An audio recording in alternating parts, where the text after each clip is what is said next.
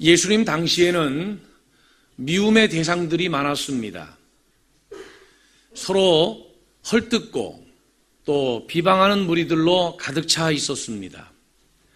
왜냐하면 유대인들은 이웃을 사랑하고 원수를 미워하도록 교육을 받았기 때문입니다.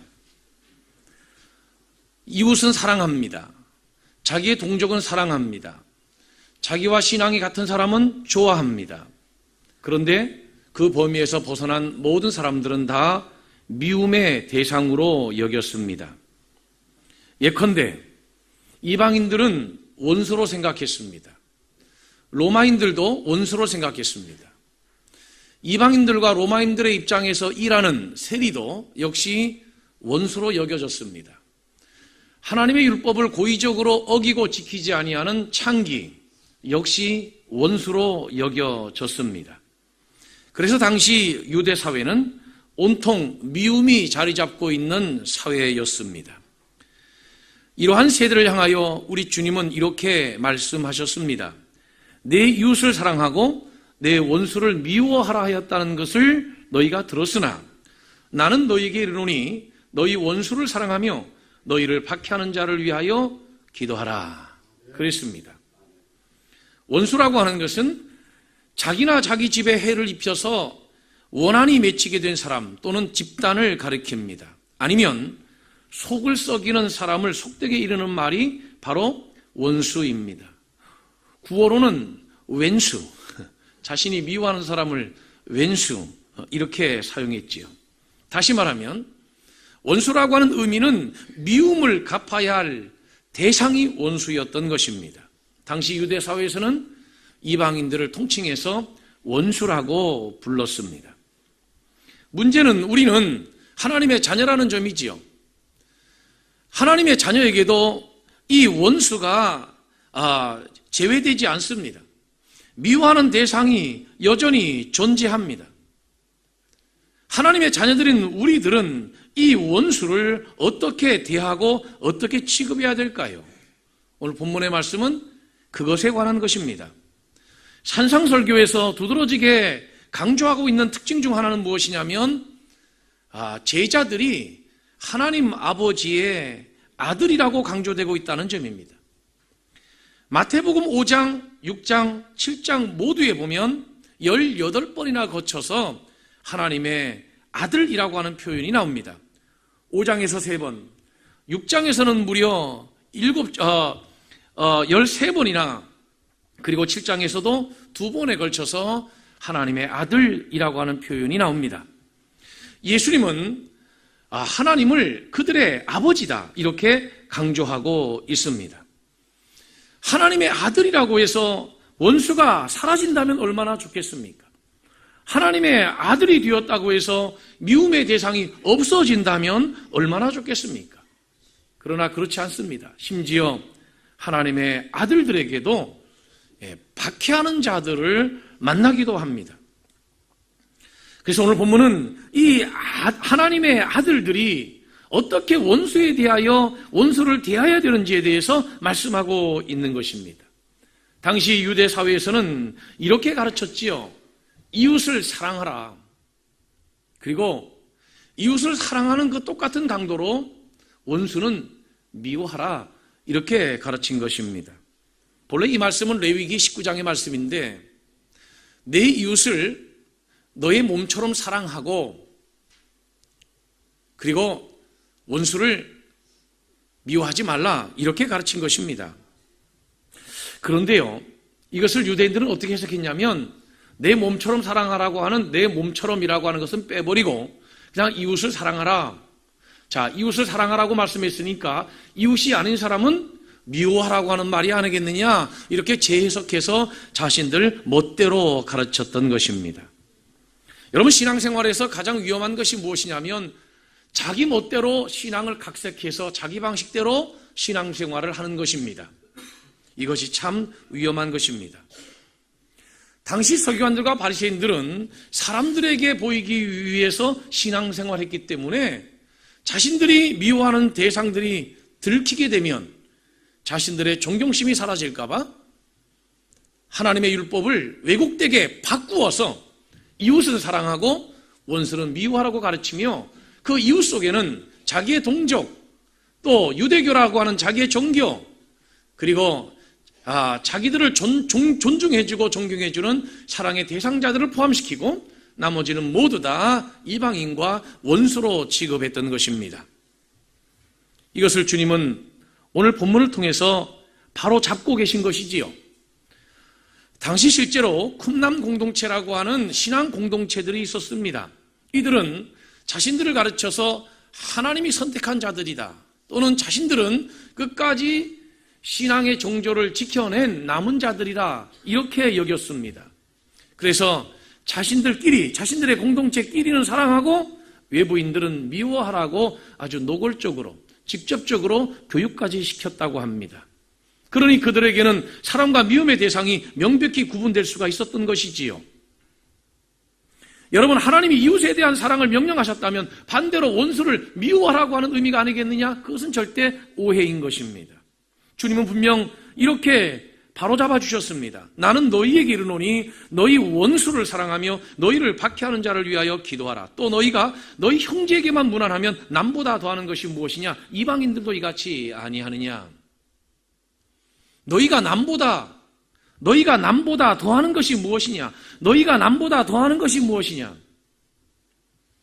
나를 좋아하는 사람 좋아하고, 나를 사랑하는 사람 사랑하고, 나를 옹호하고 지지하는 사람들 좋아하고, 친한 사람들끼리 인사하고, 그리고 나를 싫어하는 사람 같이 싫어하고, 나에게 해를 끼치고 나에게 손해를 끼친 사람들 미워하고, 나의 감정을 상하게 한 사람들을 저주하면 너희가 남보다 나은 게 무엇이냐? 너희가 이방인들보다, 불신자보다 나은 게 무엇이냐? 이렇게 주님께서 말씀하시고 있는 것입니다. 그 주님은 우리에게 어떻게 하라고 말씀하시는 것입니까?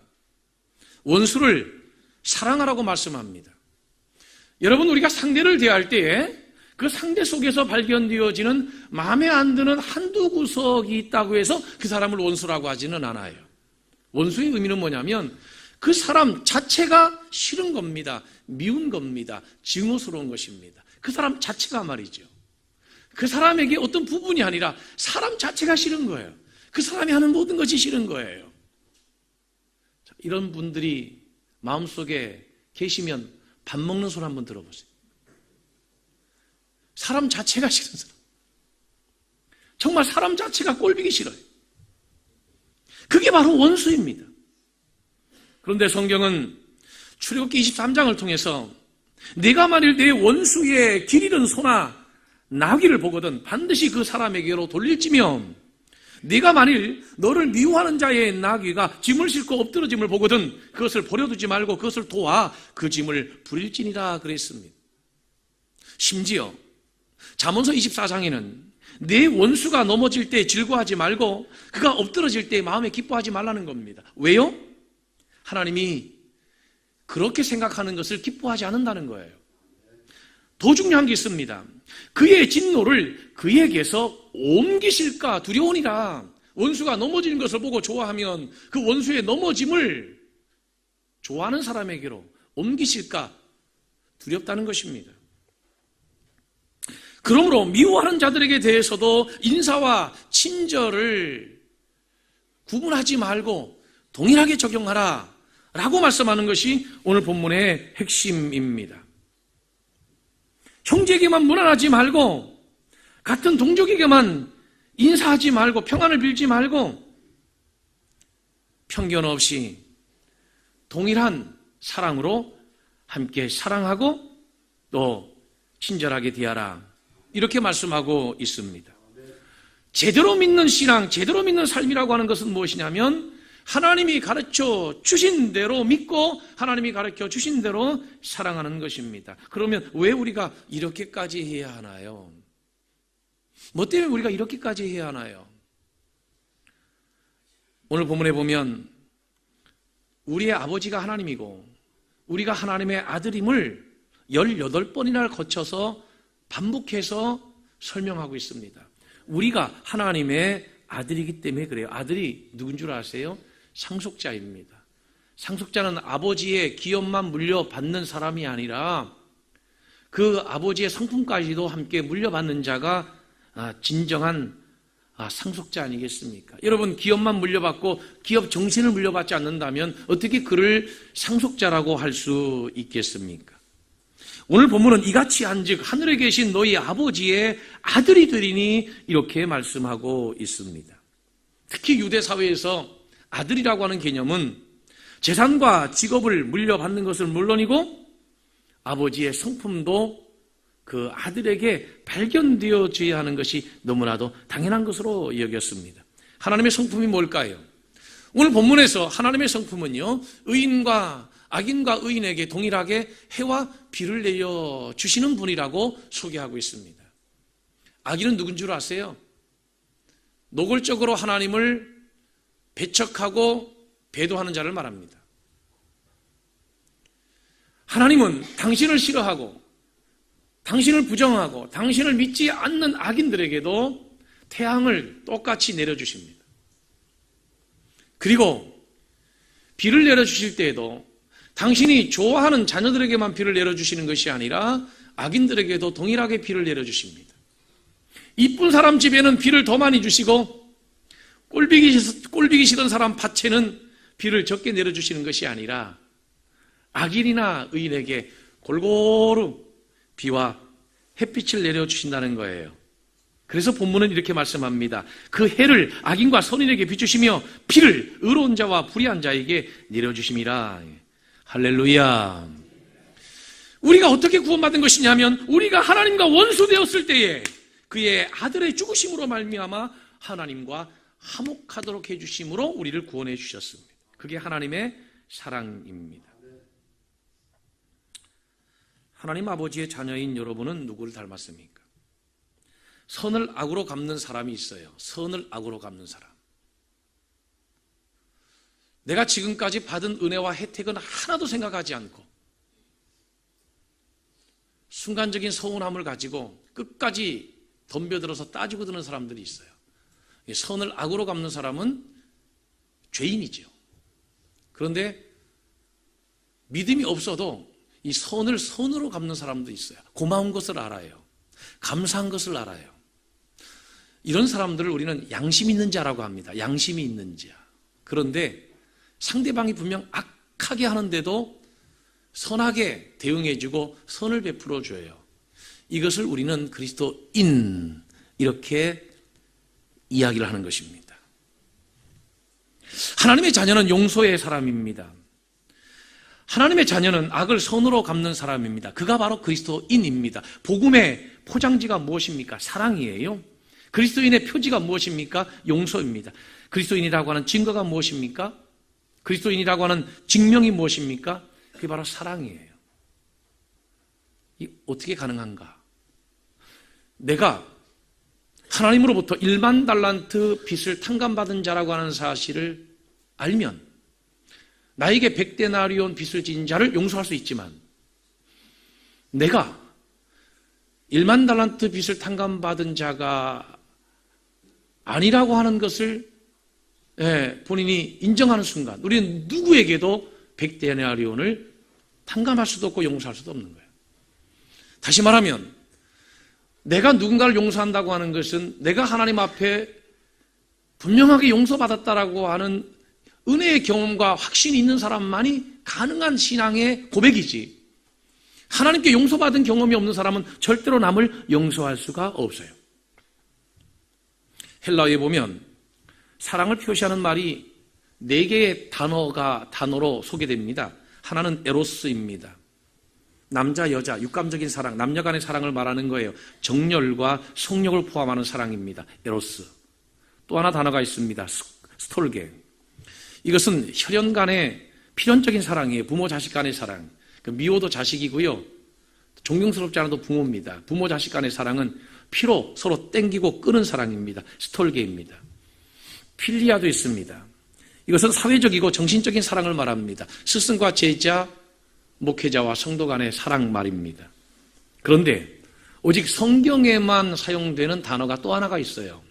그게 뭐냐면 아가페입니다. 이 아가페라고 하는 사랑은 하나님이 인간을 향하여 품고 계신 사랑인데 이것은 차별도 구별도 구분도 없는 사랑입니다. 그래서 무조건적인 사랑이라고 하는 거예요. 가려서 하는 사랑 말고 가리지 않고 하는 사랑 말입니다. 여러분, 세상의 원리는 뭐냐면 사람을 다 가려서 인사하고 가려서 사랑해요. 이것은 불신자가 살아가는 삶의 방식입니다. 그러나 하나님의 성품을 이어받은 하나님의 자녀들은 사람을 가려서 인사하지 않고 가려서 사랑하지 않아요. 가려서 대하지 않는다는 겁니다. 보편적인 사랑이에요. 가리지 않는 사랑 말입니다. 다시 말씀드립니다. 의인과 악인에게 동일하게 비를 주시고 해를 주시는 가리지 않는 사랑, 그것이 바로 하나님의 사랑, 아가페의 사랑입니다. 그러므로 하나님의 사랑은 똑똑한 거와 똑똑하지 않은 것을 구분하지 않아요. 착한 거와 착하지 않은 것을 구분하지 않아요. 잘생긴 사람과 잘생기지 않은 사람을 구분하지 않아요. 지위와 신분도 가리지 않습니다. 하나님의 사랑은 차별이 없는 사랑이에요. 이방인들도 똑같이 무난하고 함께 사랑하고 평안을 빌도록 하는 것, 그것이 바로 하나님의 사랑입니다. 그러므로 우리가 사랑해야 하는 사랑의 기반은 무엇이냐면 나 자신이 아닙니다. 내가 아니고 하나님이 우리가 사랑해야 될 사랑의 기반인 것이에요. 내가 누군가를 사랑한다고 할 때 그 기준이 내가 아니고 하나님이 나를 사랑하셨으므로 그 사랑으로 상대방을 사랑하는 거예요. 내가 누군가를 용서할 때 하나님께 내가 용서받았으니 그 용서함 받은 은혜로 상대방을 용서하는 거예요. 그러니까 사랑의 기반은 내가 아니라 하나님이라는 거죠. 그것을 뭐라 그러냐면 신앙이라 그러는 거예요. 우리의 싸움은 혈과 육에 대한 싸움이 아니라 정세와 권세와 이 어둠의 세상 주관자들과의 싸움이라는 거예요. 할렐루야, 할렐루야. 그래서 주님은 모든 사람에게 무난하라고 명령하고 있는 것입니다.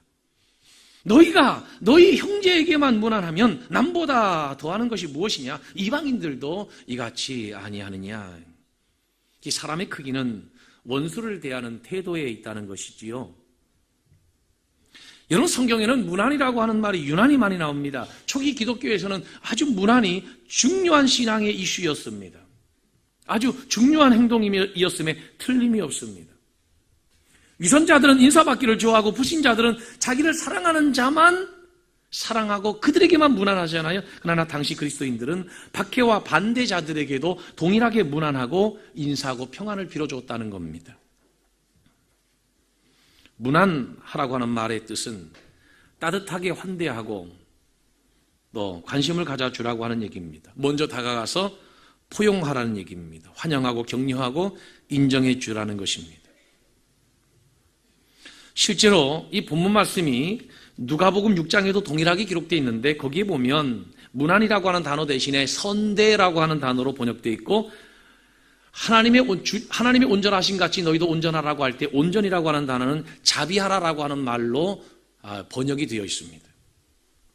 이 말은 무슨 말이냐면 누구에게나 동일하게 무난하라고 하는 것은 누구에게나 동일하게 친절하게 대하라, 호의적으로 대하라, 이런 말씀입니다.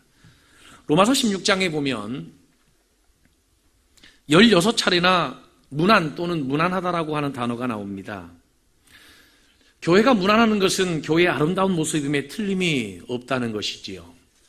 하나님께서는 교회가 부드러운 곳 그리고 친절하면서도 영접하는 곳이기를 기대하십니다. 교회는 은혜스러워야 됩니다. 할렐루야. 교회가 스스로 폐쇄되고 배타적인 모임이 되고 스스로 고립이 되는 공동체가 된다면 결코 하나님이 기뻐하시는 공동체가 아닙니다. 사도 바울은 로마 교회 26명의 개인에게 문안을 했습니다. 이것이 로마서 16장에 나오지요. 그런데 그 문안 인사를 보면 상당히 다양합니다. 인종, 계층, 성별을 다 넘나들면서 자유민과 노예, 유대인과 이방인, 남자와 여자의 구성을 넘나드는 문안을 하고 있습니다. 어떻게 이것이 가능했을까요? 사도 바울의 인격이요? 직업의식이요? 아닙니다, 여러분. 예수 그리스도 안에서입니다. 예수 그리스도 안에서 바울에게는 누가 있었냐면 예수가 있었어요. 예수가 있었단 말입니다. 바울에게는 예수가 있었어요. 그래서 예수 안에서 그런 문안이 가능했던 거예요. 그런 인사가 가능했던 거예요. 예수 안에서 그런 교제가 가능했던 거예요.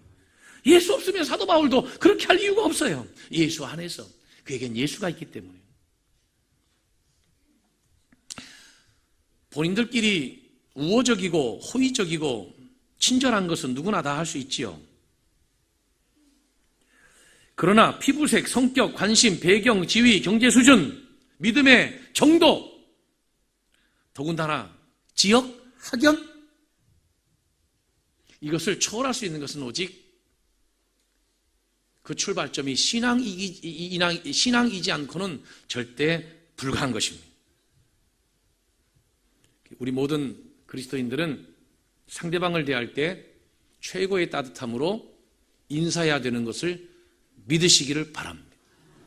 진짜 꼴보기 싫은 사람 인사하기 싫지요. 그런데 하나님은 우리에게 동일하게 인사하고 환대할 것을 가르치고 있습니다. 이것이 하나님의 아들 된 증거요 그리스도의 표지이며 그리스도인이라고 하는 증명이라는 겁니다. 그럼 제가 여러분에게 여쭤볼게요. 가능해요?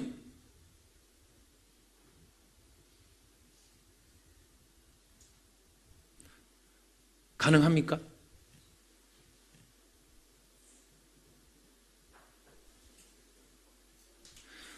대답할 때까지 서 있을 겁니다.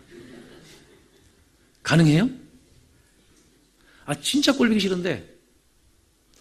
아니, 얼굴은 고사하고 그 사람 이미지만 다가오는 것 같아도 그 사람의 기운만 느껴져도 무조건 싫은데.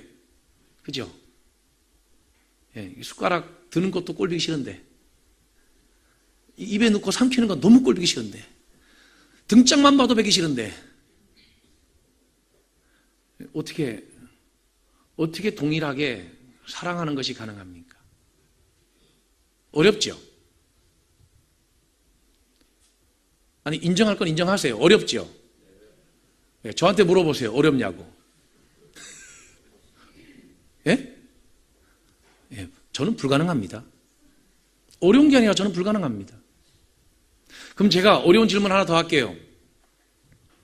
여러분, 정직한 게 먼저입니까? 하나님께 순종하는 게 먼저입니까?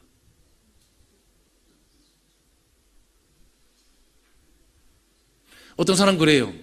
목사님, 다 말씀은 좋지요. 설교니까 그렇게 말씀하시지요. 나라도 목사라면 그렇게밖에 설명할 수 없을 겁니다.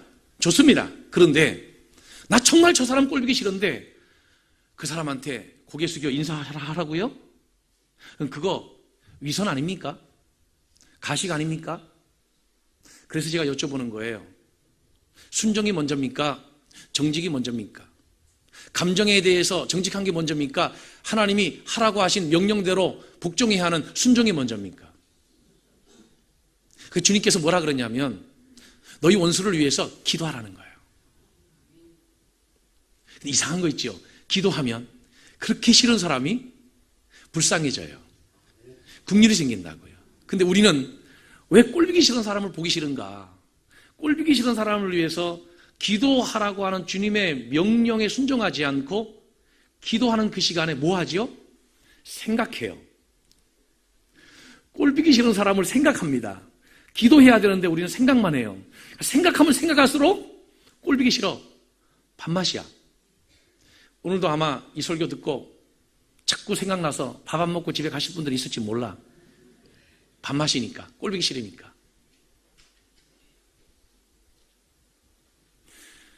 그래서 주님은 원수를 위해서 기도하라는 겁니다. 기도하면 원수가 불쌍해진다는 거예요.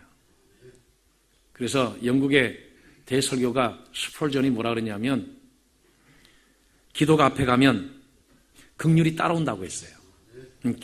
기도하지 않으면 긍휼이 안 생겨요. 그러니까 여러분 제발 부탁드립니다. 목사를 위해서 기도 좀 하세요. 그래야 긍휼이 생기지. 예? 성경이 얘기하잖아요. 미운 사람 위해서 기도하라고. 왜 목사를 위해서 기도를 안 하냐고, 교인들이. 기도 좀 해요. 아멘? 기도하면 불쌍해져요. 보세요. 얼마나 불쌍해 보이는가.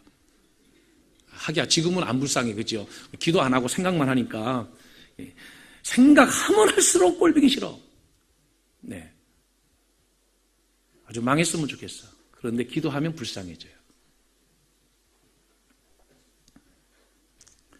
나는 정직, 감정에 정직 하는 사람들 보면 나는 그것이 정말 큰 위선이라고 생각해요. 왜냐하면 여러분 제 말이 틀린가 한번 들어보세요. 마음에는 내키지 않는데 웃으면서 인사하는 거 위선 아닌가요? 그러면 내 집에 내 가게에 물건 사러 온 사람 다 이뻐요? 근데 그 사람들한테는 왜 웃으면서 인사하나요? 그렇게 감정이 정직한 대로 살면 그러면 매일 출근하는 그 출근이 출근하고 싶을 때만 출근해요? 출근하기 싫은 날은 출근 안 합니까? 왜요? 감정대로 정직하게 살려면 출근하기 싫으면 출근하지 말아야 되잖아요. 사춘기 자녀를 키우는 부모들은 아마 사춘기를 맞이한 자녀가 죽이고 싶을 겁니다. 감정대로 죽이지 그러세요. 왜? 죽이지. 감정대로 죽여요, 그냥. 뭐가 그렇게 우리가 완벽하게 이 세상을 완벽하게 내 감정에 솔직한 대로 살아간다고 나 솔직합니다 하면서 주님의 명령을 그렇게도 깡그리 뭉겨버리냐는 거예요. 나도 그렇게 살지 못하지만 적어도 저는 그건 알아요. 아무리 내가 그렇게 못 살아도 그리스도인이라고 하는 것은 그리스도께서 우리에게 가르친 대로 살아내려고 노력하는 자가 그리스도인이지. 할렐루야. 이런 마태복음이 무엇에 대한 경계인 줄 아세요? 종교인이 되지 말라는 거예요. 종교인으로 살지 말라는 거예요. 신앙인으로 살아가라는 거예요. 예수 그리스도의 가르침대로 살아가는 신앙인이 되라는 거예요. 종교인으로 살지 말고. 종교인으로 살아가는 것이 그게 진짜 위선인 것입니다.